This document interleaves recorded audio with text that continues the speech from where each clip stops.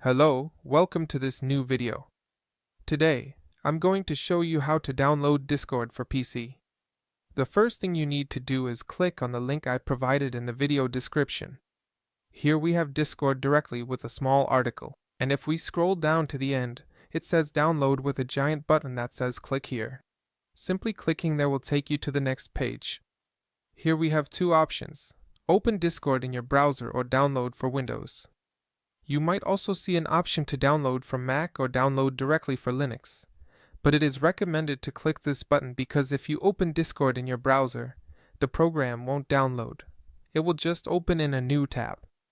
So let's click download for Windows and wait for it to download. As you can see, Discord is appearing here, and depending on your internet speed, it may take more or less time. It says it may take a while, but that's just a general notice. There's no problem. Just let it download and wait for it to finish.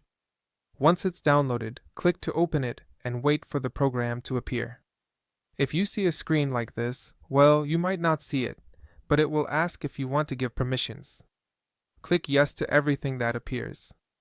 Then, this little character will start moving, and we just have to wait.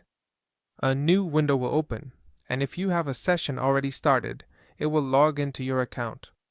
Here, it says it didn't find any account because I don't have one, and it just says hello again.